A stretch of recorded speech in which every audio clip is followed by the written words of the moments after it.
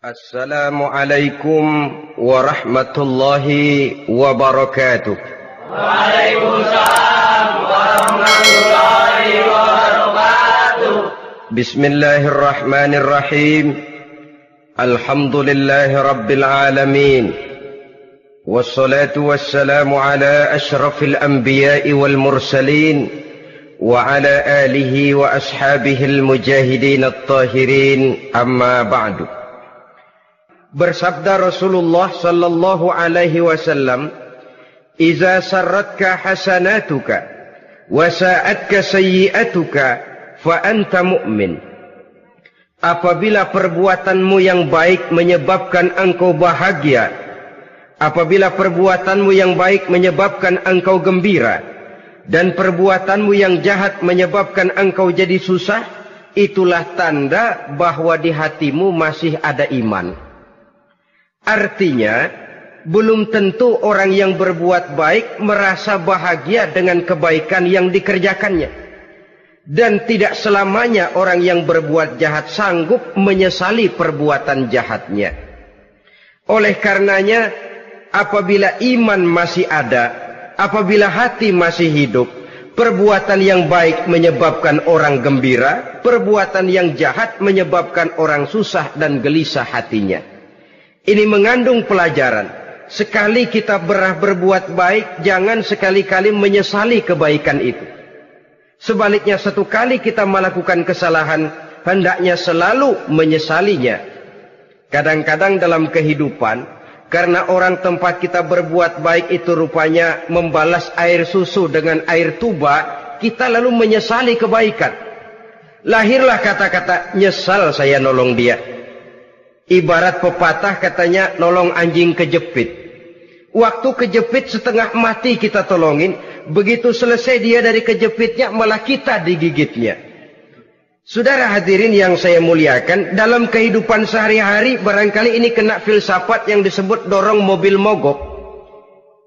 Ketika mobil mogok setengah mati kita dorong, begitu mesin hidup ditinggalkannya kita di belakang. Sesungguhnya perbuatan kita yang baik tidak harus disesali.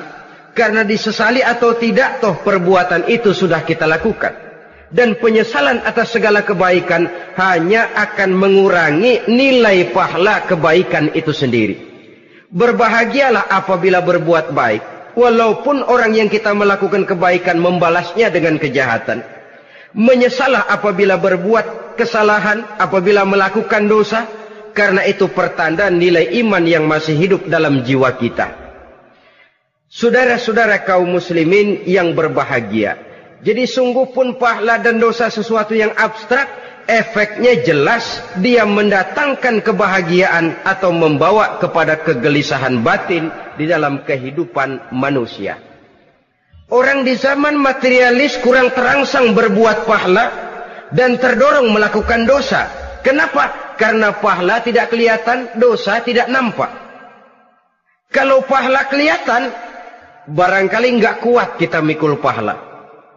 Kalau dosa benjol, umpama tiap bikin dosa palanya benjol, barangkali sudah nggak karu-karuan kepala kita. Baik pahala, baik dosa, sesuatu yang tidak nampak oleh pandangan mata zahir, tapi yang punya efek dalam kehidupan ini. Orang yang banyak pahalanya dengan orang yang banyak dosanya, kalau dia berjalan barangkali sulit kita membedakan. Tapi efeknya dalam kehidupan ini jelas adanya. Sesuatu yang bernama pahala kita perlukan, karena hidup tidak berhenti hingga di sini. Sesuatu yang bernama dosa harus kita hindarkan, karena ada kelanjutan sesudah hidup yang sekarang ini. Kehidupan dari satu pertanggungan jawab. Itu sebabnya Imam Ghazali dalam bahasa yang indah sekali berpesan, "Jaddidis safinah fa innal bahra amiq wa khuziz zad fa innas safara ba'id."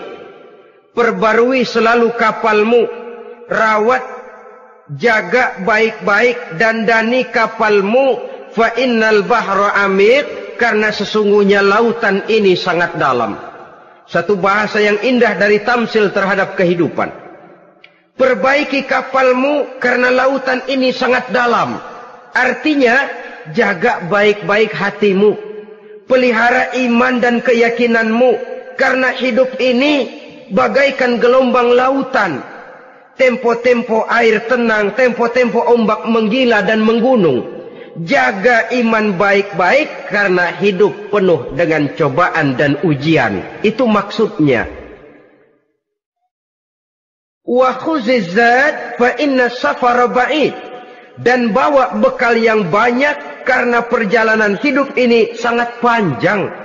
Perjalanan ini sangat jauh. Kita kalau pergi keluar kota tentu saja membawa bekal. Makin jauh kota yang akan kita tuju, makin banyak bekal yang harus kita bawa. Alangkah sengsaranya manusia apabila dia akan pergi ke satu kota yang jauh, modalnya cuma nekat. Bagaimana nanti di sana sajalah. Tidak membawa bekal sebagaimana yang sewajarnya.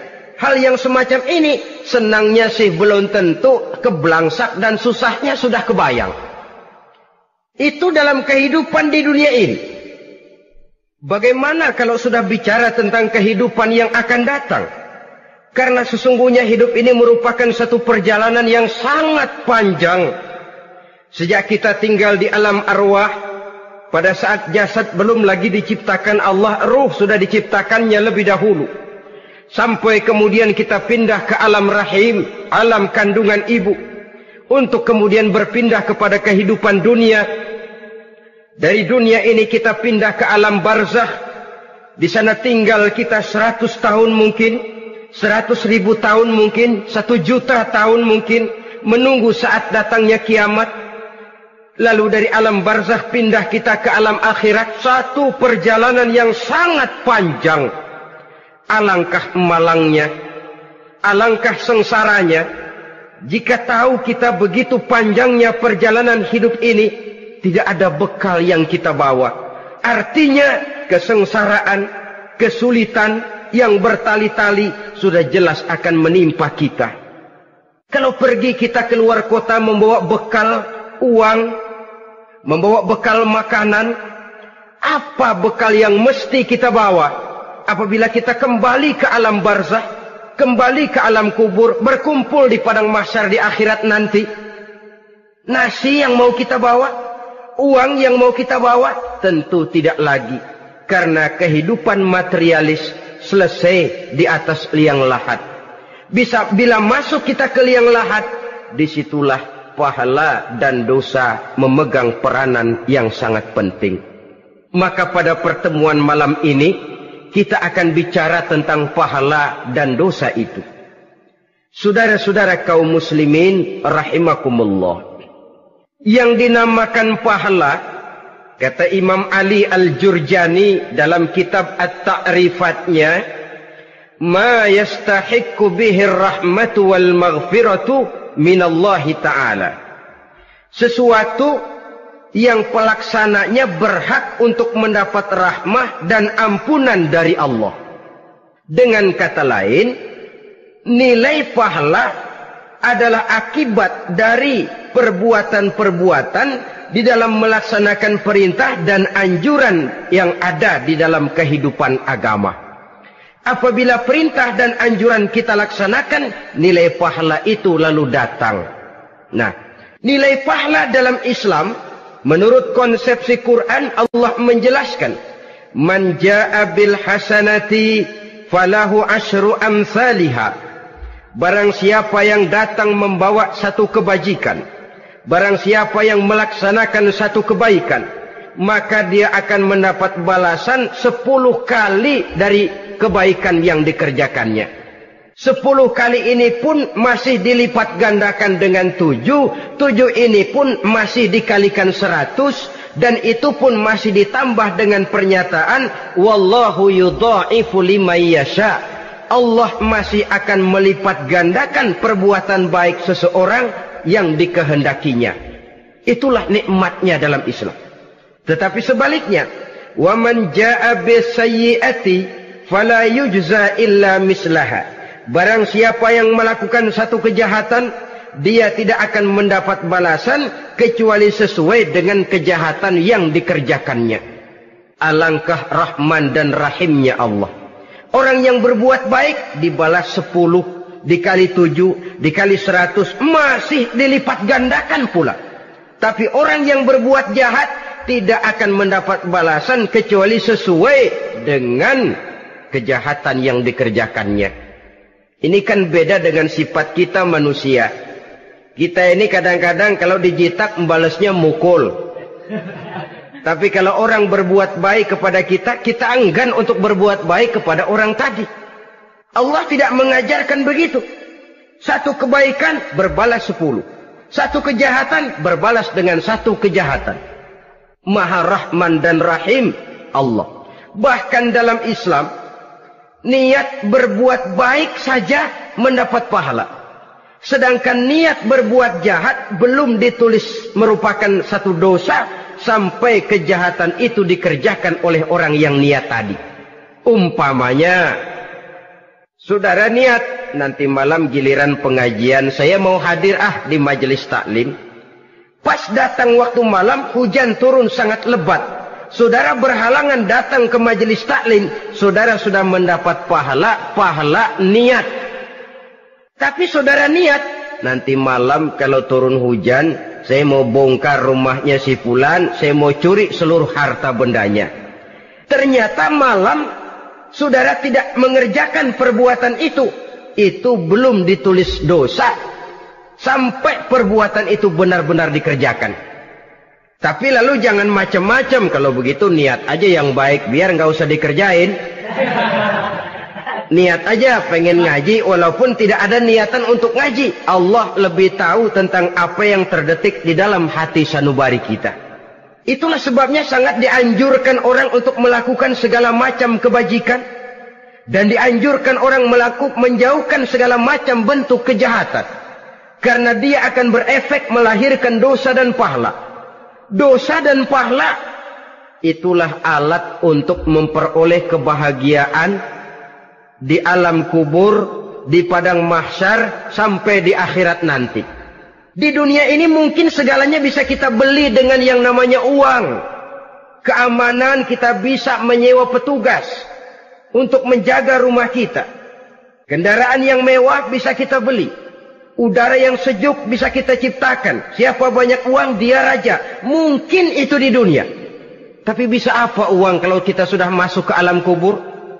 Bisakah munkar nakir kita sogok? Udah karkir, jangan nanya nih, cepet. Bisakah malaikat azab menyingkir dengan uang semir? Ternyata tidak. Untuk memperoleh kebahagiaan di sana, nilai pahala. Kesengsaraan akan kita dapat kalau kita banyak menumpuk dosa. Oleh karena itu jangan beranggapan, pahala nggak kelihatan, dosa juga nggak kelihatan, biarin saja. Yang tidak kelihatan ini pada waktunya akan memegang peranan yang sangat penting. Tapi tidak cuma untuk menghadapi hidup di situ, kita lalu harus berbuat baik dan meninggalkan yang jahat. Terutama juga di dunia ini. Toh pepatah bilang gajah mati meninggalkan gading, harimau mati meninggalkan belang. Apa yang akan kita tinggalkan setelah kita mati?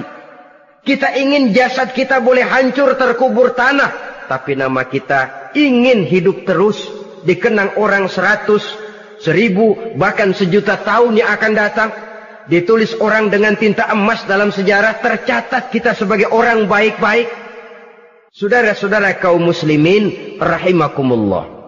Lalu perbuatan apa yang bisa mendatangkan pahala itu? Saudara-saudara, semua perbuatan yang diperintah dan dianjurkan oleh Allah, yang dikerjakan dengan ikhlas hanya untuk mencapai ridho Allah, mendatangkan pahala. Kadang-kadang menurut pendapat kita remeh, tapi nilainya di sisi Allah besar. Itu pahala. Menghitung pahala itu hak prerogatif Allah. Perbuatan yang ringan Allah mau berikan ganjaran yang besar, itu urusan Allah. Misalnya, kata Nabi, la tahkiranna minal ma'rufi syai'an. Jangan kamu menganggap remeh perbuatan baik walaupun kecil. Jangan merasa sulit melakukan perbuatan yang mengandung pahala. Bertemu dengan teman, muka kita cerah, berpahala. menyingkirkan duri di jalanan berpahala, menolong orang yang sesat, memberitahu orang yang bertanya berpahala. Tidak sulit kalau kita mau.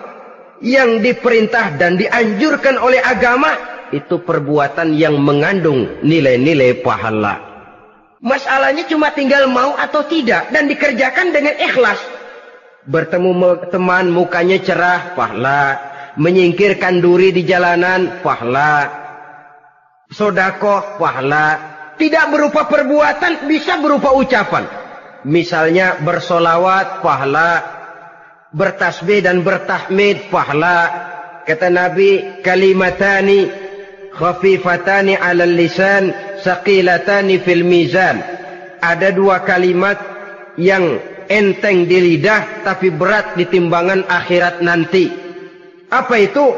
Subhanallah walhamdulillah.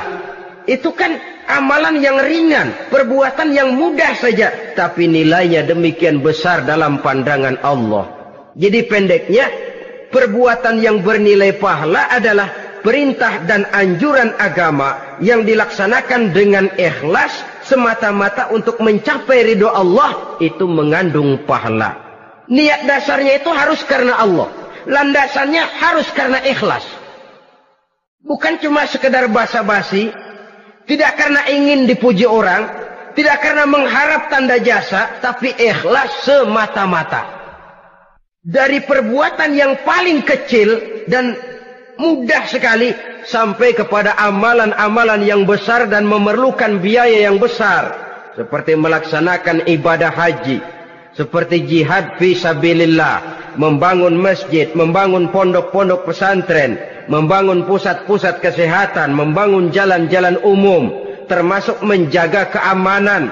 Jangan dikira loh, siskamling umpamanya, menjaga keamanan kampung tidak berpahala. Kalau diniatkan ibadah, menjaga ketenangan warga supaya mereka tekun ibadah, ikhlas karena Allah, itu juga bernilai ibadah. Keluar kita dari rumah, pergi pagi, pulang sore, peras keringat, banting tulang cari nafkah, buat menghidupi anak istri kita. Kalau diniatkan ibadah, melaksanakan kewajiban sebagai kepala rumah tangga, membantu orang tua sebagai anak, itu juga perbuatan-perbuatan yang mengandung pahala. Yang terbaik sesuai dengan bidang kehidupan kita. Ada orang yang dinamakan abid, ahli ibadah, pahala yang paling baik bagi dia, banyak-banyak tahajud, sembahyang malam, wirid, zikir, tasbih. Ada yang dinamakan orang alim, pahala yang paling baik buat orang macam ini, mengajar, menyebarkan ilmu, mendakwahkan Islam. Ada yang disebut wali, pejabat pemerintah, petugas. Amalan pahala yang paling baik buat orang semacam ini, melayani masyarakat, bekerja di bidangnya sesuai dengan profesinya. Saudara hadirin yang saya hormati, jadi dengan demikian, perbuatan-perbuatan yang mengandung nilai-nilai pahala ini, bisa perbuatan yang menurut kita kecil namun punya nilai besar. Apalagi perbuatan besar dengan biaya yang besar, tentu makin besar juga pahala yang disediakan oleh Allah Subhanahu wa ta'ala. Oleh karenanya, kalau kita bercermin dari ayat Quran, hidup ini kesempatan untuk berbuat baik. Huwallazi khalaqal mauta wal hayata liyabluwakum ayyukum ahsanu amala. Dialah Allah, Tuhan yang telah memberikan hidup dan mati kepadamu, untuk menguji kamu, siapa di antara kamu yang paling baik amal perbuatannya. Jadi tidak saya rinci, tapi cukuplah satu penjelasan global. Perbuatan yang berpahala adalah perbuatan melaksanakan perintah Allah atau anjuran Allah dengan dasar ikhlas, dengan tujuan untuk mencapai ridho Allah semata-mata. Lalu apa perbuatan yang mengakibatkan dosa itu? Saudara-saudara, dosa lahir akibat melakukan larangan Allah atau mengerjakan yang dicelaknya. Nah, para ulama ada yang membagi dosa itu menjadi dua bagian. Ada dosa-dosa kecil, ada dosa-dosa besar. Tetapi sebenarnya ditinjau dari segi hakikatnya, kalau sudah melakukan satu kesalahan yang mengakibatkan dosa, jangan dilihat besar dan kecilnya, tapi kepada siapa dosa itu kita kerjakan. Sebab kalau dosa kita anggap satu yang kecil, orang akan terangsang untuk mengerjakan yang kecil-kecil saja. Sehingga dengan demikian, yang kecil pun akan menjadi besar kalau ditumpuk-tumpuk. Sedangkan yang besar bisa saja menjadi kecil kalau selalu diiringi dengan permohonan ampun kepada Allah. Itu sebabnya para ulama sufi, orang-orang tasawuf mengatakan, la saghair ma'al istimrar wala kabair ma'al istighfar.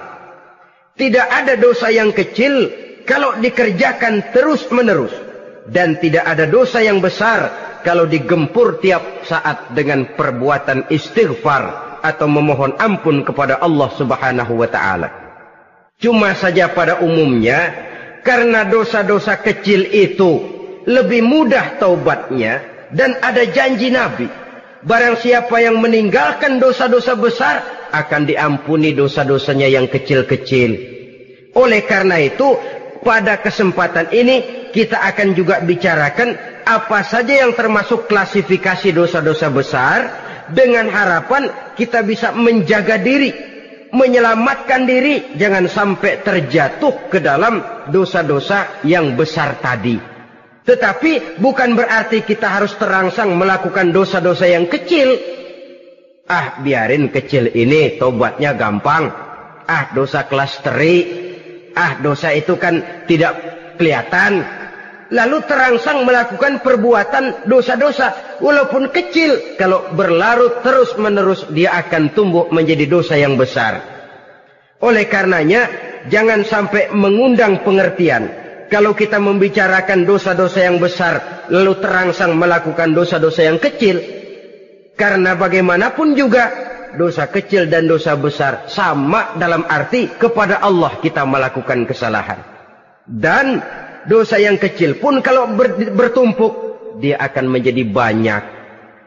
Saudara-saudara kaum muslimin rahimakumullah, ada beberapa jenis dosa-dosa besar. Jenis yang pertama, asyirku billah, syirik atau menyekutukan Allah. Dari sekian deretan dosa-dosa besar, syirik ini merupakan bapak moyangnya dosa. Dedengkotnya dosa itu syirik, menyekutukan Allah. Bahkan dosa yang lain Allah masih mau mengampuni, tapi kalau sudah syirik, menyekutukan Allah, itu sudah satu dosa yang tidak berampun sama sekali. Oleh karena itu tepat pesan Imam Ghazali tadi, jadi di safinah fa innal bahra amik, jaga iman, pelihara akidah, dandani kapal. Karena hidup ini gelombang lautan sangat dalam, hidup banyak cobaan. Di dalam hidup di zaman sekarang ini, saudara bisa perhatikan, di mana tensi ekonomi tinggi, lapangan kerja sulit, persaingan hidup makin tajam, sifat egois dan individualis tumbuh di mana-mana, rasa solidaritas sosial menurun, sifat gotong royong musnah. Orang mudah potong kompas, potong jalan. Ingin cepat kaya, ingin cepat naik pangkat, ingin dapat kedudukan. Kadang-kadang akidah pun terjual, akidah pun musnah, jatuh ke jurang syirik pun tidak jadi soal. Itu yang kita khawatirkan. Kalau dosa-dosa yang lain Allah masih mau mengampuni, tapi kalau sudah jatuh kepada syirik, Allah sama sekali tidak akan memberikan ampun. Dalam kaitan dengan ini barangkali tepat sinyalemen Imam Ali itu. Andai kata kemiskinan merupakan satu kepribadian, saya akan membunuhnya lebih dahulu. Artinya memang kemiskinan ini sering mendorong orang kepada jurang kemusyrikan. Tidak tahan menghadapi godaan perut akibat tensi ekonomi yang tinggi, lapangan kerja yang sulit. Iman pun jadilah ditukar dengan 3 liter beras. Akidah pun jadilah dibarter dengan 3 bungkus supermi, dengan pakaian bekas, dengan obat-obatan. Tidak jadi soal baginya mengejar kebahagiaan yang relatif singkat dengan mengorbankan kebahagiaan yang abadi. Persis ibarat pepatah, nyari jarum kampak hilang. Mencari sesuatu yang kecil, yang besar jadi sia-sia. Membela perut, mengorbankan akidah. Na'udzubillah summa na'udzubillah. Saudara-saudara kaum muslimin rahimakumullah. Ini fakta. Ini kenyataan. Dan hal semacam ini tidak bisa diatasi cuma dengan ceramah, simposium, diskusi, seminar. Apalagi Nabi berpesan, solahu ummati bil ilmi wal mal. Umatku hanya bisa menjadi baik akidahnya dengan ilmu dan harta. Itu bahasa Nabi. Kalau bahasa kita sekarang, dengan ekonomi dan pendidikan. Ilmu, pendidikan, ekonomi, harta. Tanpa itu sangat besar kemungkinan kita bisa menjual akidah terjerumus di lembah kemusyrikan.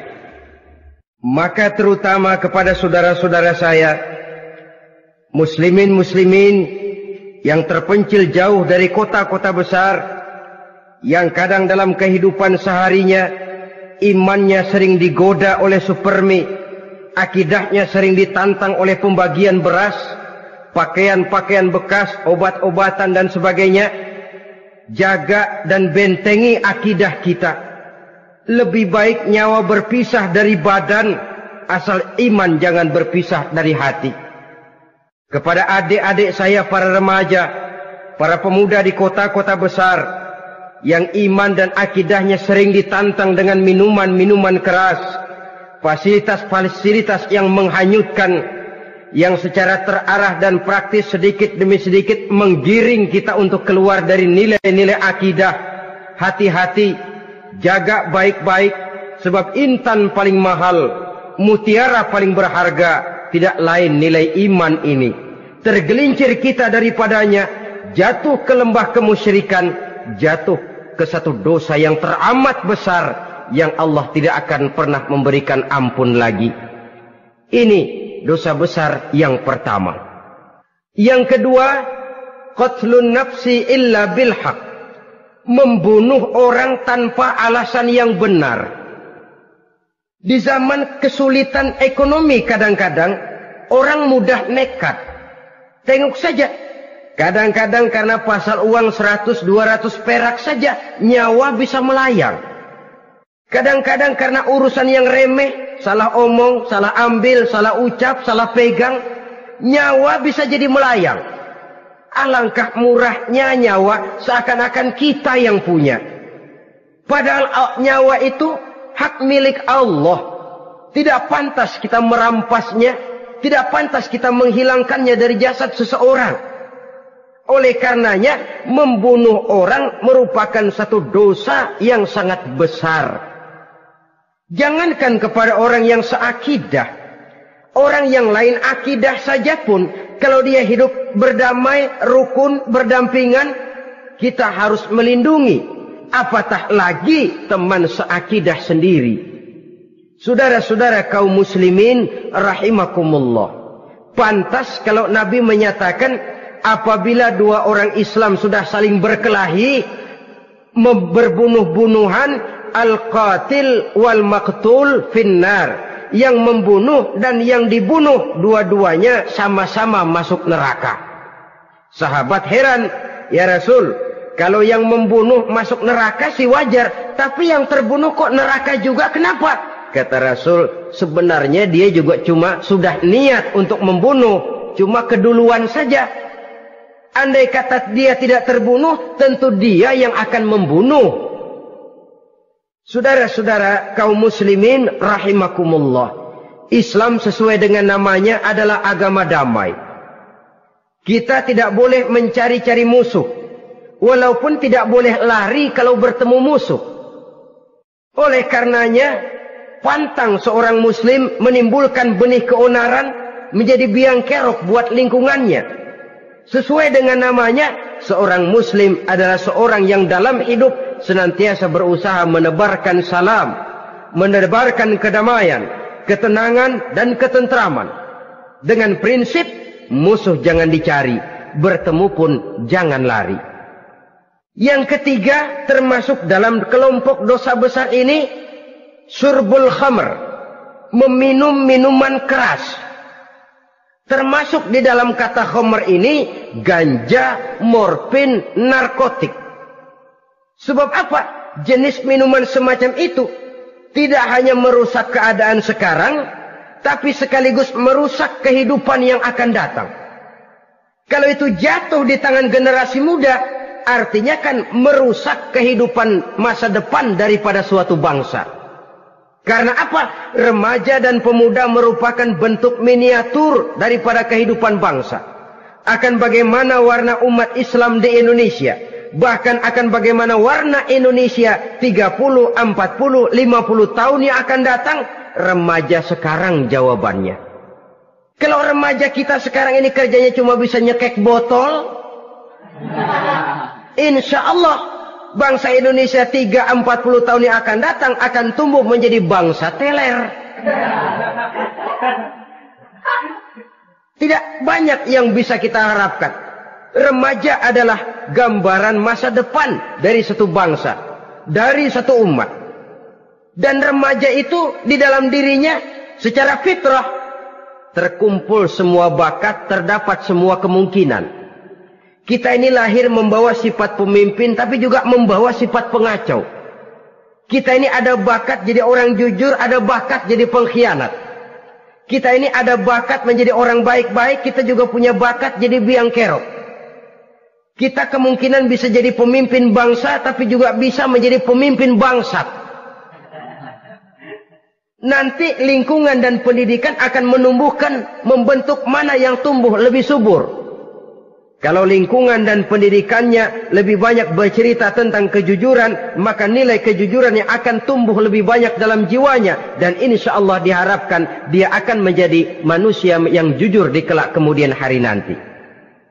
Dan masalah minuman keras ini sebenarnya berkait. Kita tidak bisa cuma menyalahkan remaja saja, menyalahkan pemuda saja. Karena bagaimanapun masalahnya kompleks. Menghancurkan sesuatu tanpa melihat kausalnya, tanpa melihat sebab akibatnya kan sama juga bohong.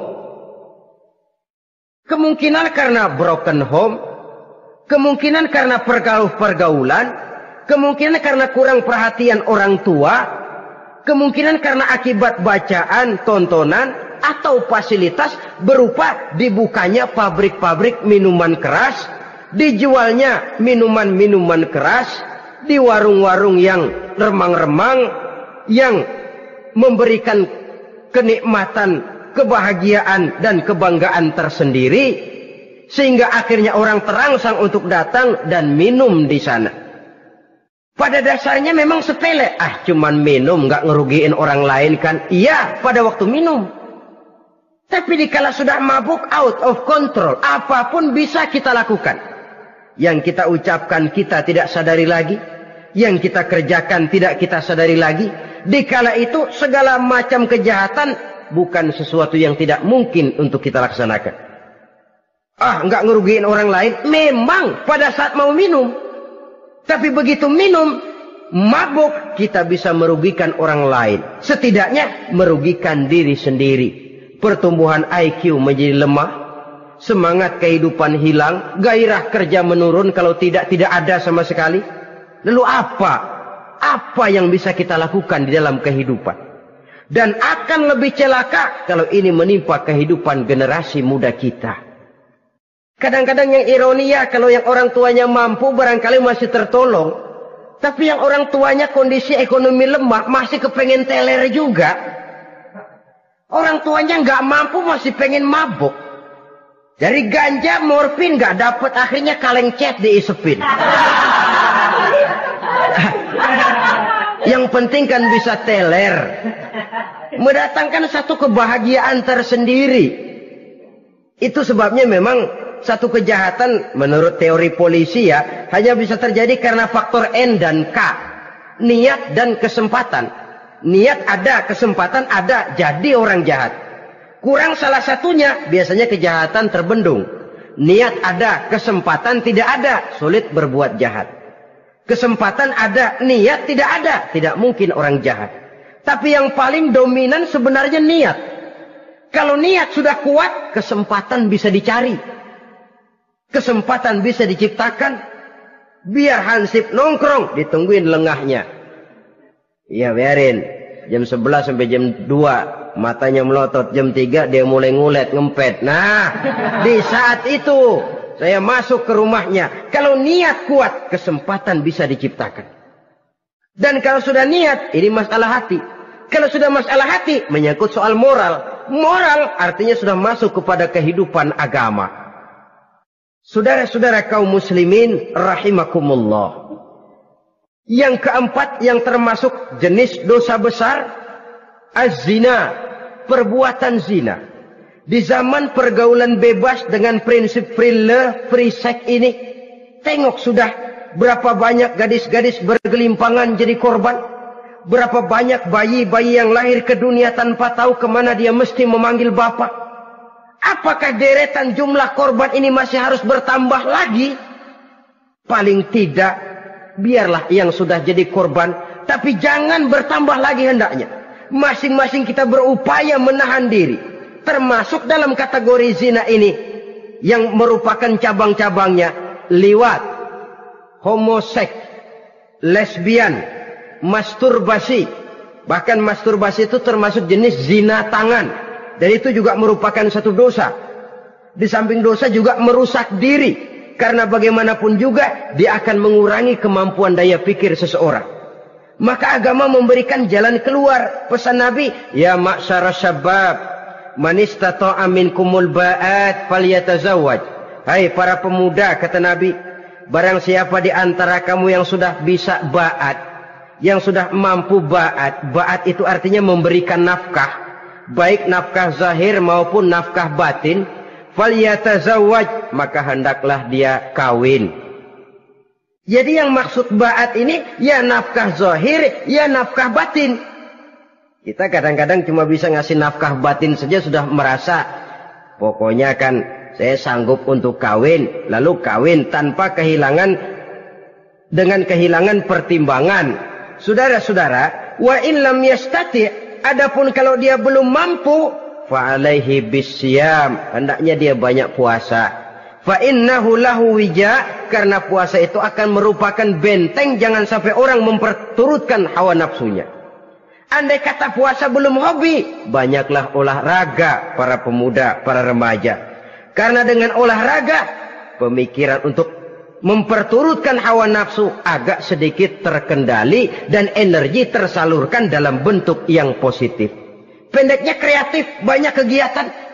Ini pesan Imam Syafi'i tepat itu. Kata beliau, inni ra'aitu wuqufal ma'i yufsiduh in sala taba wa illam yajri lam yatib. Aku melihat air kalau diam rusak, tapi kalau dia mengalir jernih. Air kalau ngendap nggak ngalir, nyamuk nyarang di situ, bisa jadi sumber penyakit. Manusia hidup begitu.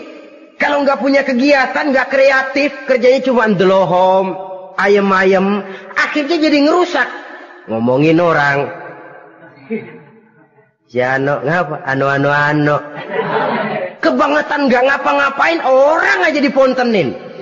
Orang diomongin, lahirlah namimah, lahirlah ghibah. Saudara-saudara, air itu kalau ngendap ada aja yang nyarang.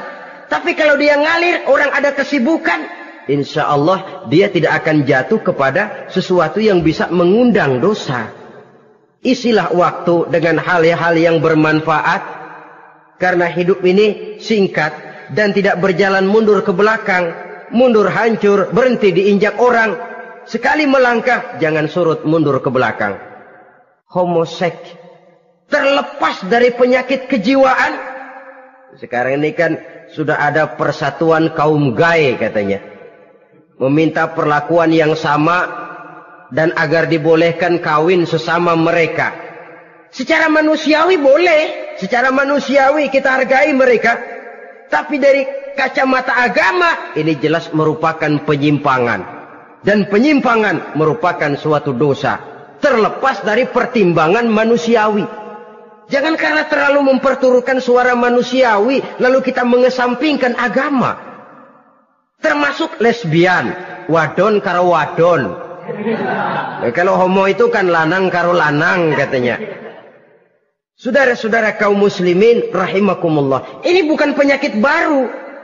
Liwat, homoseks sudah dikenal dari zamannya Nabi Lot. Laki dengan laki. Lesbian dari zaman istrinya Nabi Lot.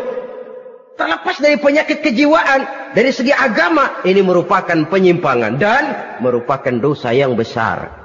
Yang kelima, yang termasuk jajaran dosa kelas kakap, qazful mu'minina wal mu'minat, menuduh orang mukmin yang baik-baik, laki atau perempuan, melakukan perbuatan zina sehingga hancur namanya di masyarakat.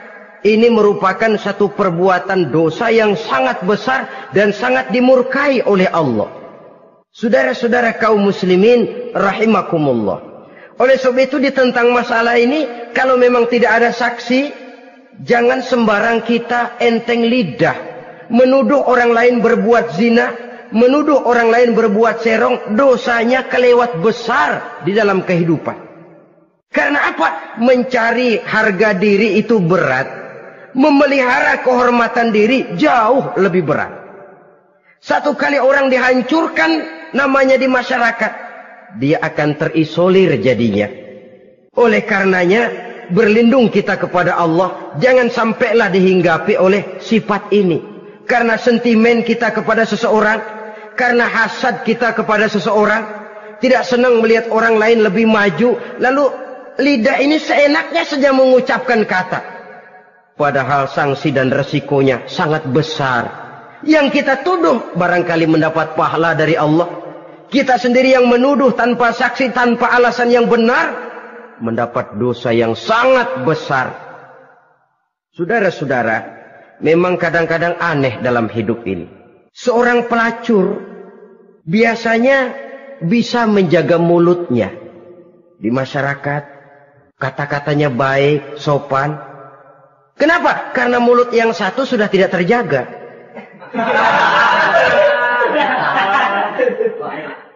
Kita kadang-kadang kehormatan bisa kita jaga, tapi mulut tidak terkontrol. Ngomong saenake dhewe, bikin orang mangkel, kesal, fitnah sana, fitnah sini, menghancurkan nama baik orang, ngomongin yang macam-macam. Bagai-bagai macamlah caranya. Saudara-saudara kaum muslimin yang berbahagia. Jadi dengan demikian, menuduh orang lain berbuat zina, sedangkan orang itu tidak pernah melakukannya, ini termasuk satu dosa yang sangat besar di dalam kehidupan ini. Yang keenam, al-'aqu bil walidain, durhaka kepada ibu bapak.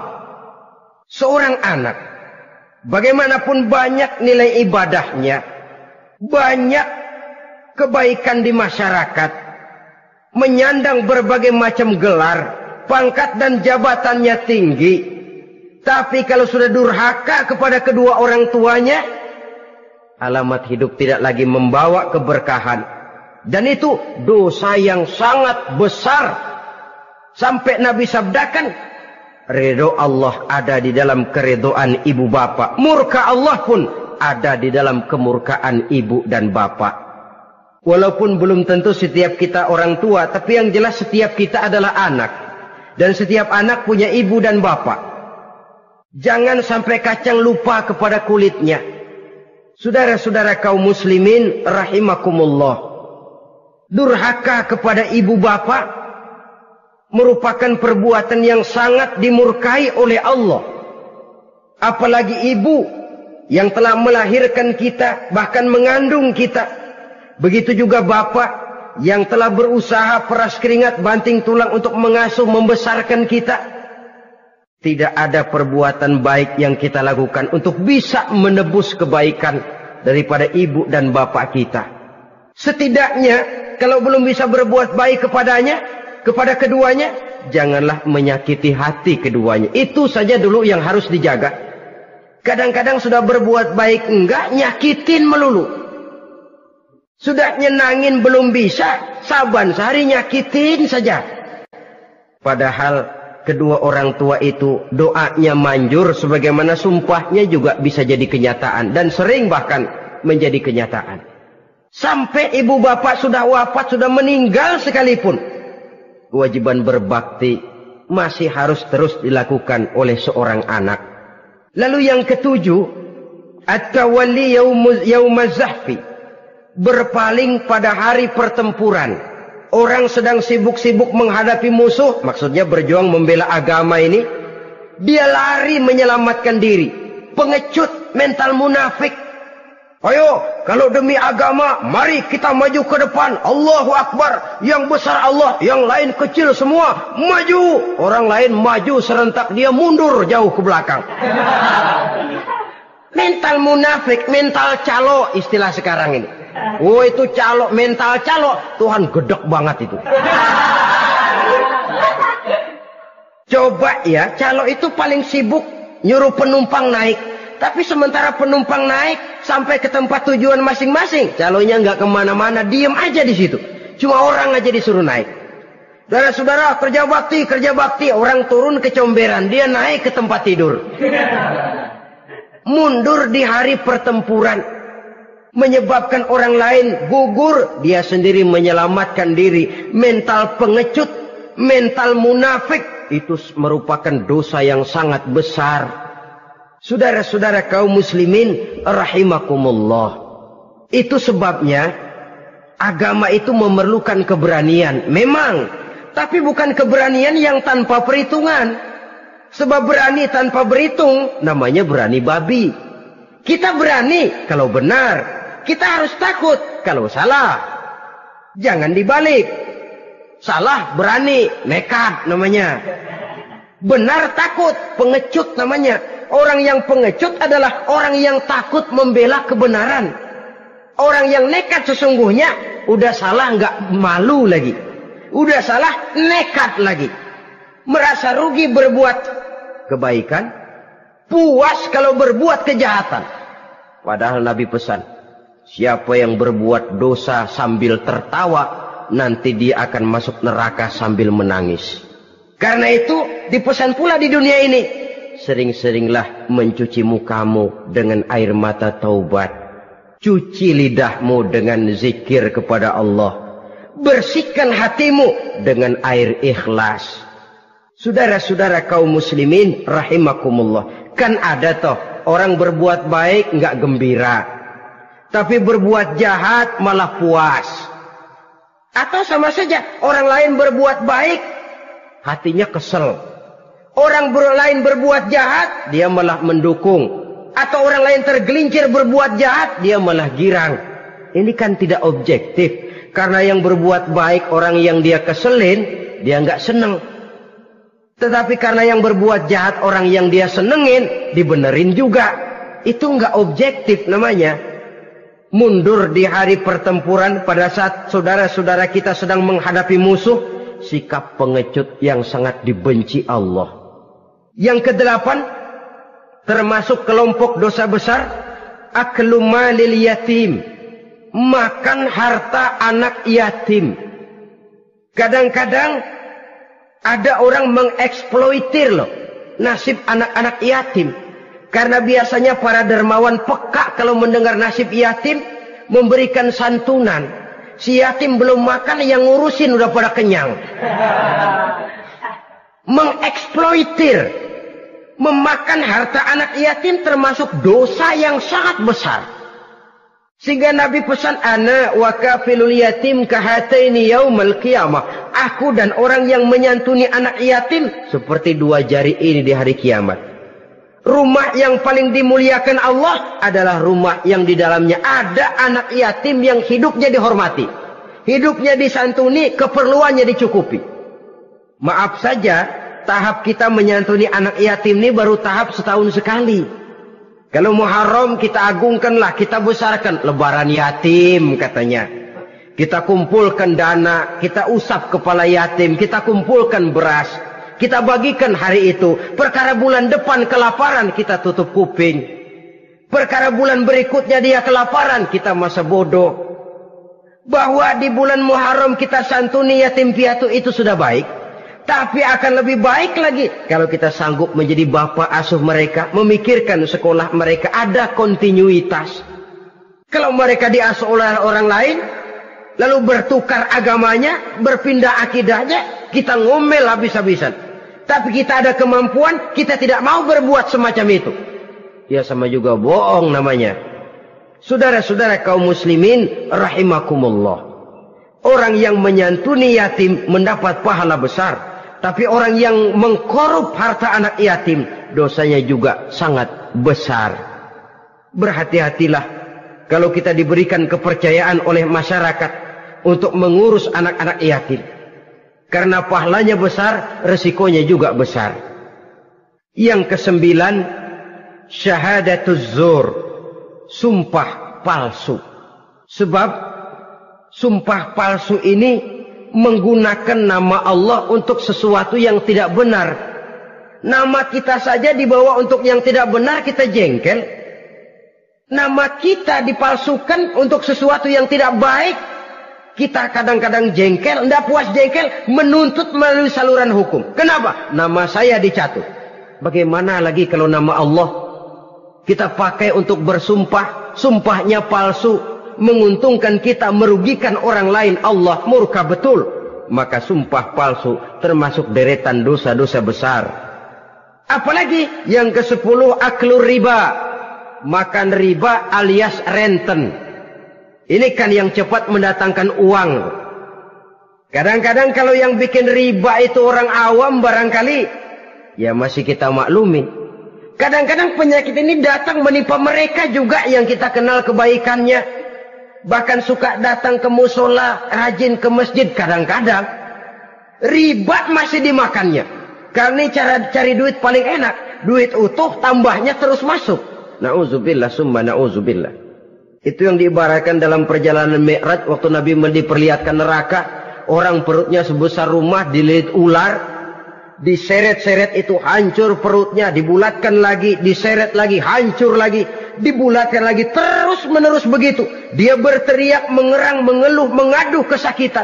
Nabi tanya, itu apa Jibril? Itu contoh dari umatmu yang suka makan riba Muhammad. Makan renten. Saudara-saudara, ini kan mencekik leher orang. Orang sedang kesulitan. Kelihatannya sih baik, menolong. Tapi di belakang menolong itu nyekek. Di belakang nolong itu nyekek. Dan nyekek itu sebenarnya tujuan utamanya. Orang yang menjalankan riba pada dasarnya tidak punya peri kemanusiaan kok. Kalau dia kelihatannya mau menolong, kelihatannya motifnya mencari untung di belakang itu. Jauh dari kemanusiaan. Yang ke-11 saudara-saudara, termasuk jajaran dosa besar itu qat'ur rahim. Memutuskan silaturahmi. Marah, hobi sama marah. Kalau 3 hari nggak marahan sama orang, ngebet palanya. Selalu nyari gara-gara. Kalau udah marah berlaku perpanjangan waktu.